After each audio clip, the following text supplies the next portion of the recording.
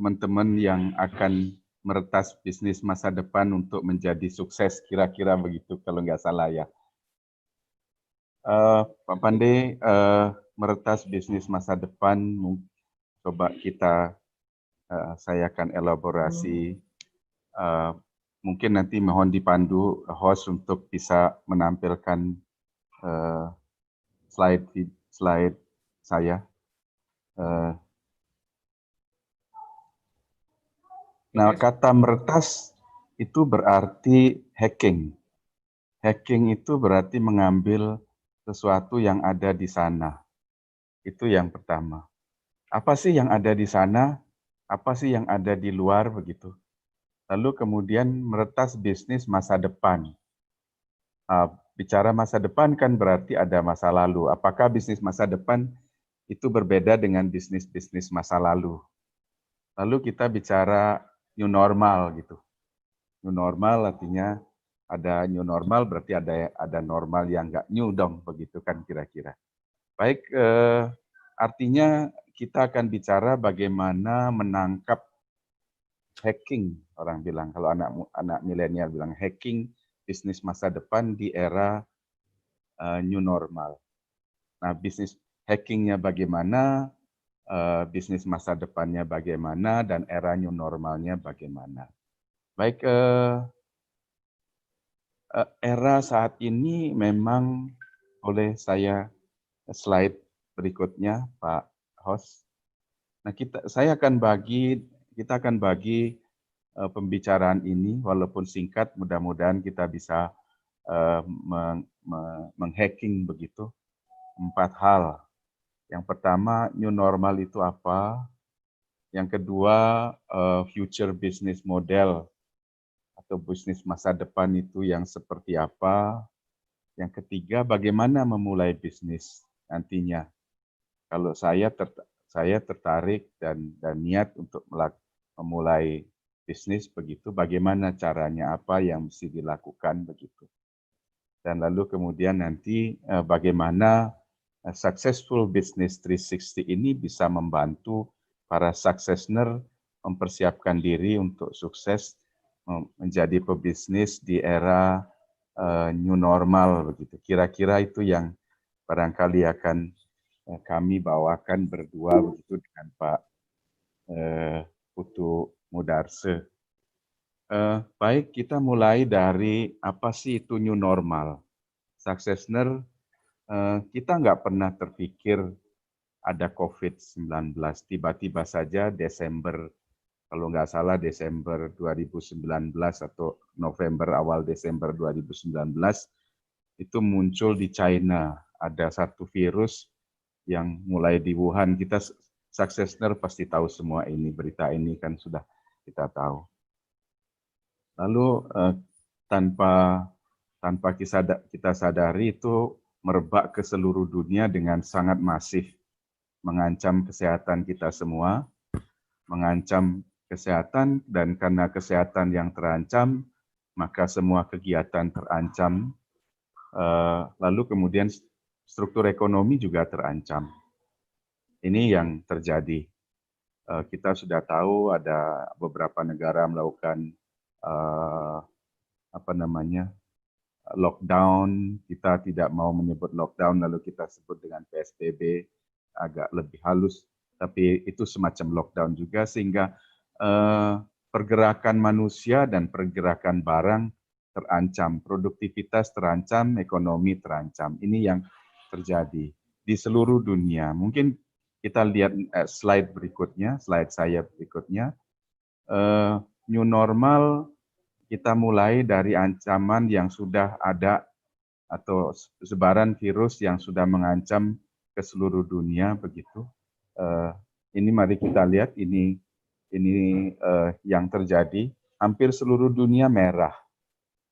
North America merah, Central America merah, Afrika merah, South Africa merah, Eropa merah, Asia juga merah, dan ini artinya bahwa seluruh dunia sudah terancam oleh penyakit atau oleh virus atau oleh lembut begitu namanya kan, ini makhluk halus begitu.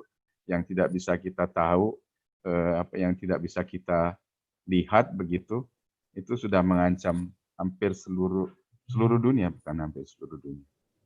Nah, ancaman ini serius sekali. Kita sudah mengalami krisis beberapa kali memang, tapi krisis kali ini hadir dengan sangat masif. Di dalam hidup saya sebagai pebisnis, saya sudah mengalami 3 kali krisis. Krisis yang pertama tahun 98, krisis finansial, lalu kemudian tahun 2008 ada krisis finansial di Eropa yang masuk ke kita gitu.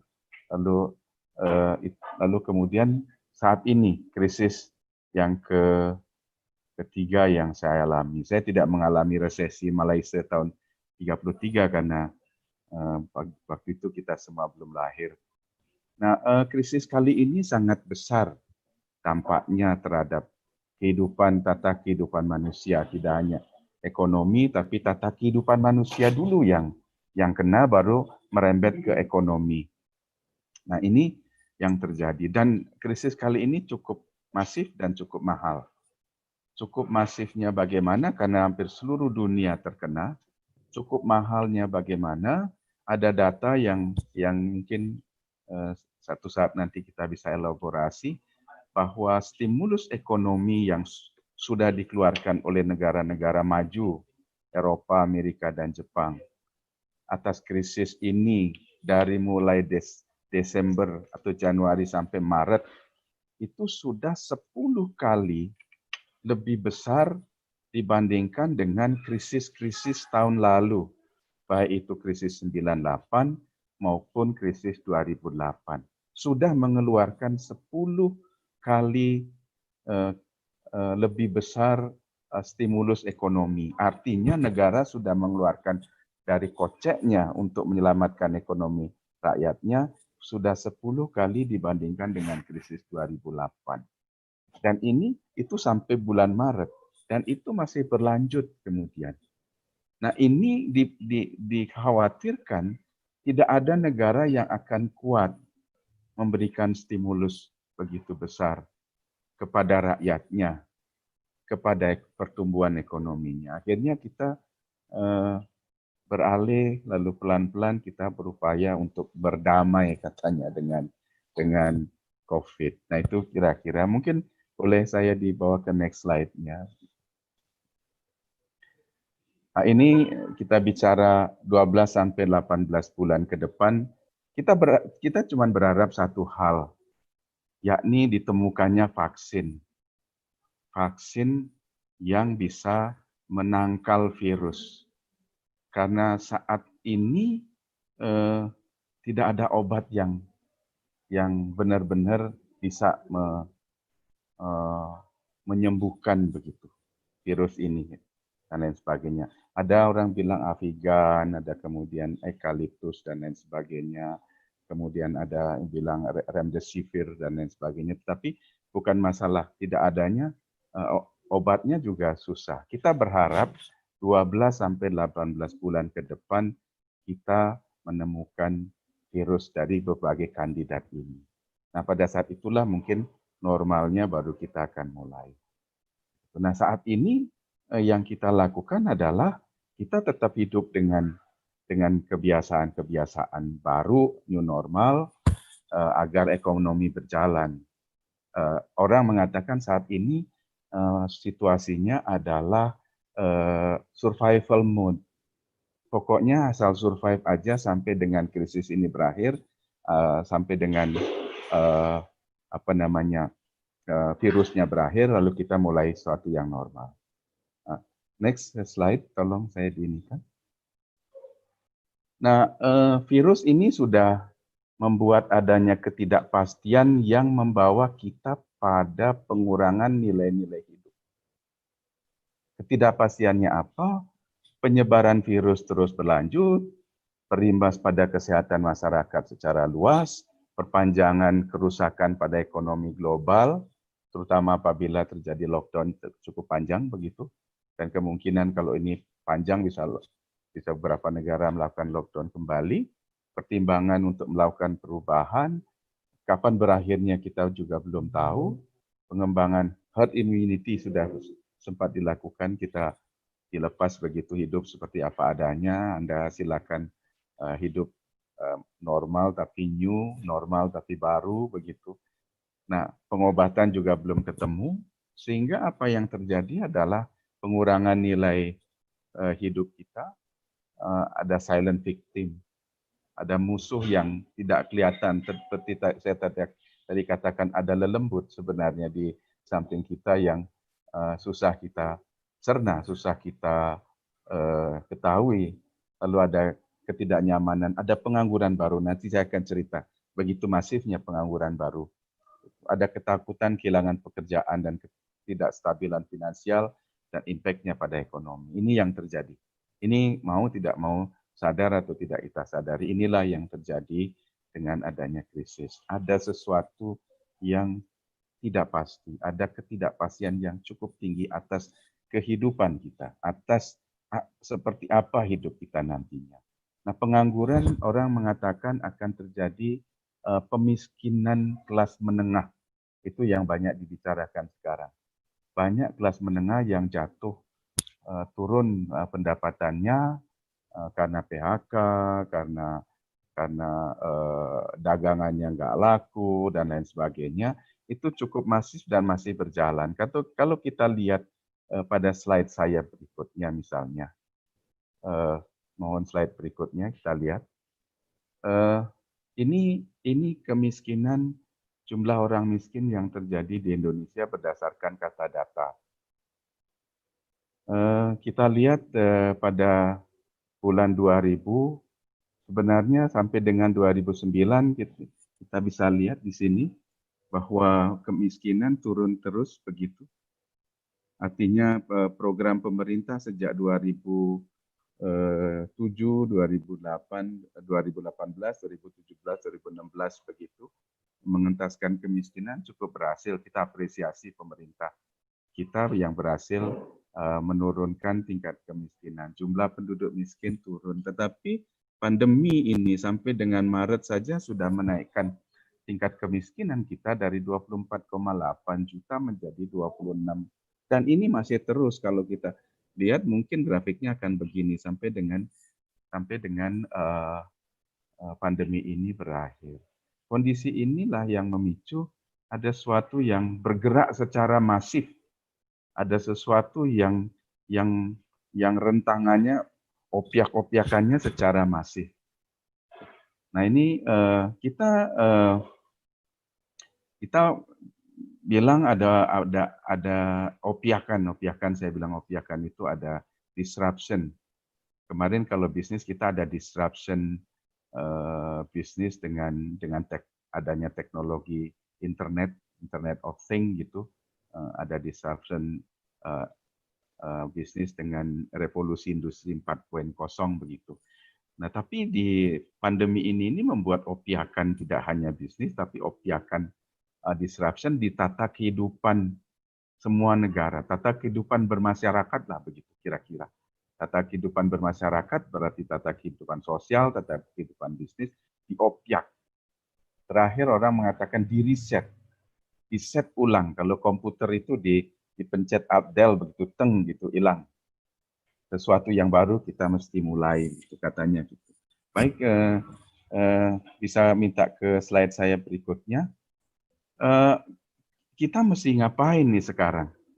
Kalau kita tetap lockdown, kalau kita tetap misalnya tidak melakukan apa-apa, maka tadi ekonomi dan kemiskinan akan semakin berjalan. Kita mencoba untuk melakukan apa yang namanya bekerja dalam konteks new normal. Walaupun ini sebenarnya new normalnya juga belum. Ini masih dalam masa survival mode kalau menurut saya di dunia bisnis gitu. Berupaya untuk supaya bertahan lah, karena ada banyak sekali bisnis yang saat ini hampir setengah mati begitu. Dan dia harus bertahan, dia harus sampai pada titik di mana kondisi mulai bagus kembali. Nah, di dalam hal ini apa yang kita lakukan, kita berdamailah dengan virus. Kita berjalan tetap melakukan aktivitas. Ini bagi yang produktif ya, masyarakat produktif, artinya masyarakat yang umurnya mungkin di bawah 55 tahun begitu, atau di bawah, biasanya di dalam bisnis di bawah 50 tahun yang kita berikan kesempatan untuk melakukan aktivitas sedikit normal, sehingga ekonomi mulai berjalan lagi begitu, walaupun tetap dengan protokol-protokol yang tidak kalah kerasnya di dalam melakukan aktivitas, protokol kesehatan dan lain sebagainya itu masih dijalankan, tetap aktivitas dilakukan supaya ekonomi tetap berjalan, karena kalau tidak mungkin kita tidak sanggup untuk melakukan stimulasi ekonomi secara terus-menerus begitu. Cukup mahal. Ratusan mungkin ribuan triliun bisa dikeluarkan oleh negara kita dengan menampung 200 juta penduduk begini. Nah, itu kira-kira bagaimana ke depan dunia bisnis dan dunia ekonomi. Hampir semua negara mengatakan bahwa setelah dilakukan survei oleh McKinsey and Company, hampir semua negara mengatakan kedepannya itu worse. Kedepannya itu kondisinya tidak baik secara ekonomi. Mungkin coba bisa dilihat di grafik saya berikutnya. Nah, ini kalau kita lihat di sebelah kiri ini, yang putih ini adalah worse. Ini perbandingan antara current economic condition dengan ekspektasi mereka ke depan. Ekspektasi negara-negara ini 5 bulan lagi lah, ini diambil bulan Juni begitu. Dari sini hanya Greater China, hanya Cina yang agak optimis, di mana 47%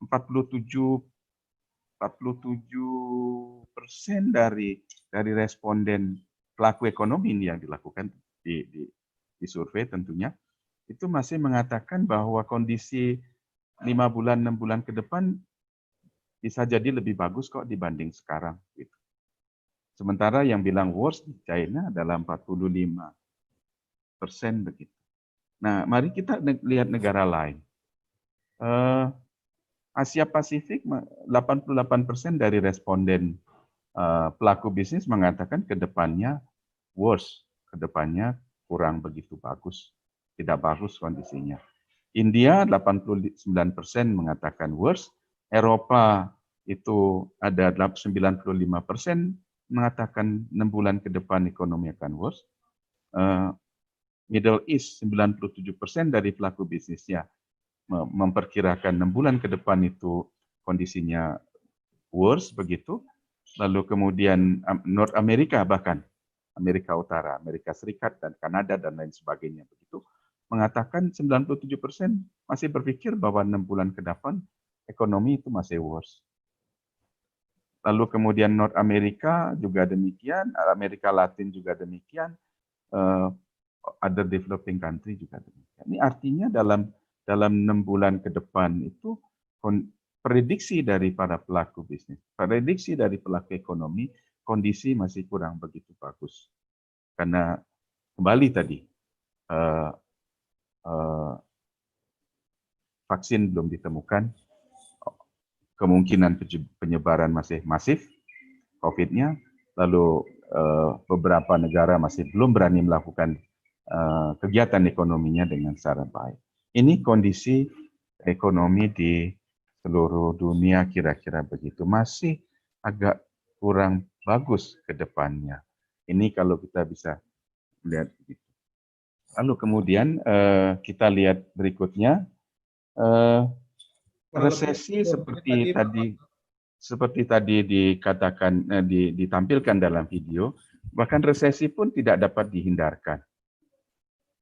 Negara-negara besar, negara-negara industri, negara kapitalis, negara maju, sebagian sudah terkena dampaknya menjadi resesi.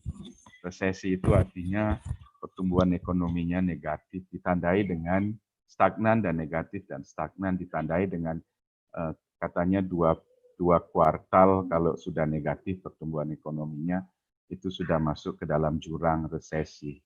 Singapura, negara yang sangat maju, sudah mendeklar resesi, lalu kemudian Korea Selatan juga sudah mendeklar resesi, Jerman juga sudah mendeklar resesi. Artinya apa yang terjadi dengan resesi, Malaysia juga sudah mendeklar resesi, hasilnya apa yang akan terjadi adalah pengangguran akan, kalau ekonomi tumbuh berarti daya serap tenaga kerja akan berkurang. Daya serap tenaga kerja akan berkurang, maka pengangguran akan meningkat. Pengangguran meningkat, kemiskinan akan meningkat. Ini yang akan terjadi menurut beberapa pengamat. Mudah-mudahan tidak sampai terlalu mengkhawatirkan di tempat kita. Tapi ini mesti kita jalani, bahwa sesuatu yang harus diriset kita mesti jalani. Next slide barangkali. Nah ini pertanyaan yang mendasar yang kita di dunia bisnis, barangkali Pak Pande juga membicarakan setiap hari, Pak Putu Mudarso, apalagi kita juga membicarakan setiap hari begitu. Pertanyaannya, apakah kita bergerak maju, memulai bisnis, menjalankan bisnis, melakukan ekspansi bisnis dalam kondisi seperti ini, atau kita menunggu saja begitu. Saya mengatakan selalu bahwa kita jangan seperti katak dalam tempurung. Kenapa kita tidak boleh seperti katak dalam tempurung? Kita terlena begitu, ya udah kita tunggu saja, tunggu sampai kapan? Sampai semuanya berakhir dengan kurang baik. Sampai semuanya berakhir dengan kurang baik kan berarti kita menunggu kematian. Dan saat ini beberapa industri yang ada, banyak yang kalau mereka tidak melakukan sesuatu atau apa yang dinamakan dengan survival mode begitu, mencari jalan keluarnya untuk survive, maka mereka akan kehilangan momentum untuk hidup. Dan sudah banyak sekali kalau kita lihat saja nih, barometer saya selama ini adalah kematian perusahaan adalah di pengadilan niaga, adanya proses kebangkrutan itu banyak atau tidak begitu. Kalau itu mulai banyak berarti bisnis kita sudah mulai terancam. Apa yang terjadi pada saat ini di pengadilan niaga yang saya pantau begitu, adik-adik suksesner, teman-teman, saat ini sudah ada di situ aja kasusnya sudah 300 di pengadilan niaga Jakarta Pusat, ada 300-an kasus sekarang kepailitan. Padahal kalau dalam kondisi normal se-Indonesia di seluruh pengadilan niaga di Indonesia mungkin nggak lebih dari 200 dalam 1 tahun. Ini belum 1 tahun. Di satu pengadilan niaga saja sudah seperti itu. Kita nggak bisa begitu. Kita mesti cari jalan keluar. Banyak survival mode yang mesti dilakukan. Baik oleh kita yang memiliki bisnis, maupun oleh rekan-rekan semua suksesner yang belum punya bisnis. Saat ini tidak bisa menunggu lagi. Saat ini harus mencari jalan keluar bagaimana bisa hidup, bagaimana bisa punya bisnis dengan baik. Ini pilihan kita. Pilihan kita, saya selalu sarankan, kita tidak boleh berhenti. Di dalam badai itu kita tidak boleh berhenti. Karena kalau kita berhenti, maka pilihan kita adalah kita menyerah dengan badai dan at the end, resultnya, hasilnya kita sudah tahu adalah kematian. Yang bisa kita lakukan, yang bisa pelaku bisnis lakukan, adalah tetap berjalan, mencari sesuatu baru, mencari peluang-peluang baru.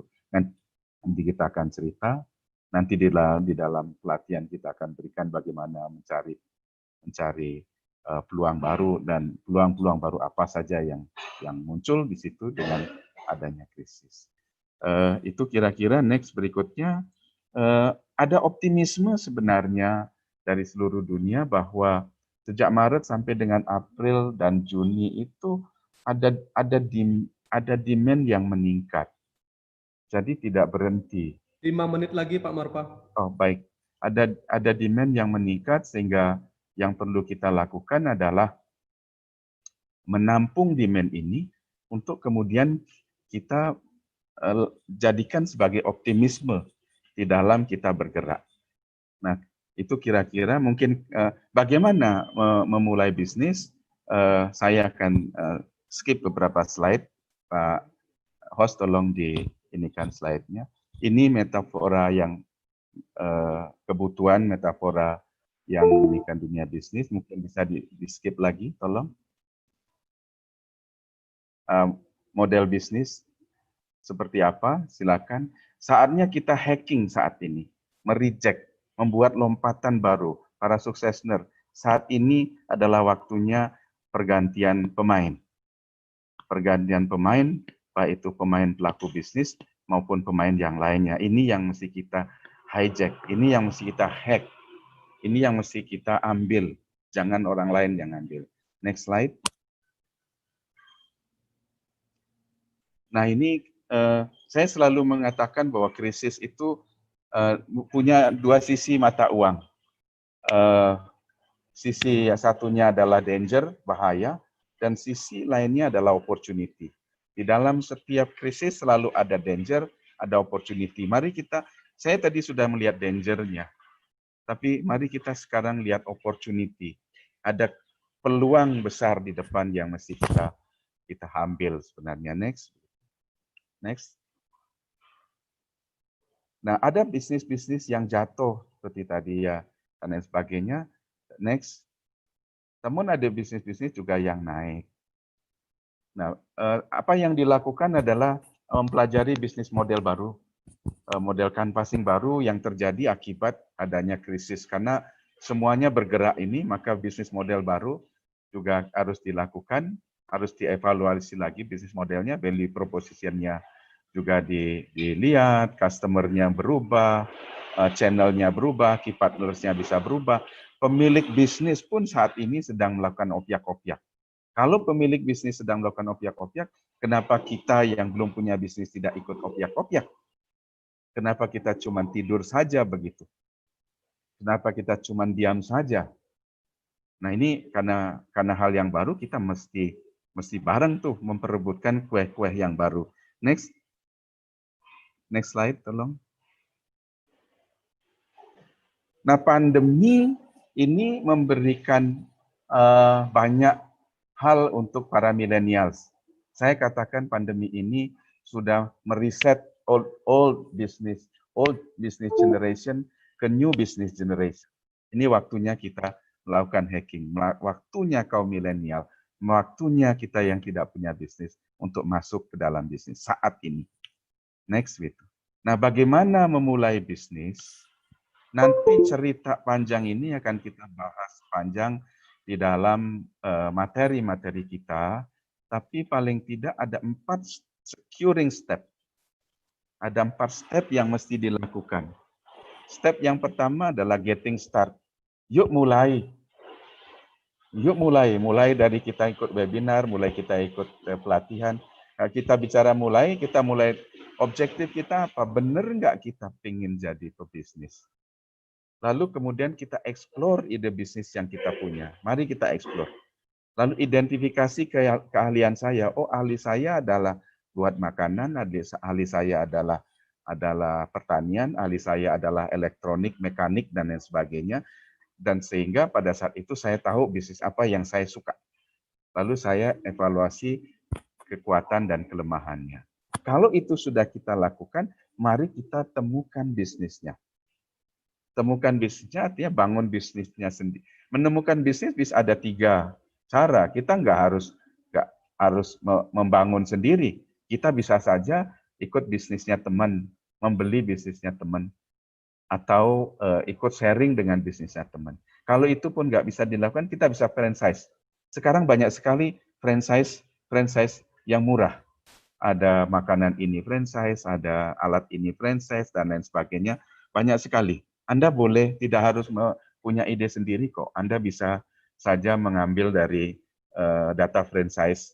Dan saya banyak ikut tuh, ada ikut grup franchise di Facebook, isinya orang banyak. Di sana ngasih produk saya ini, siapa yang mau memasarkan di mana, saya mencari produk ini, dan siapa yang punya, dan lain sebagainya. Gitu. Nah, setelah kita menemukan bisnis, maka kita determine feasibility study-nya, generate ide bisnis, lalu teliti pasarnya, cek pasarnya benar apa enggak, tentukan lalu target pasarnya, analisa modelnya, lalu kemudian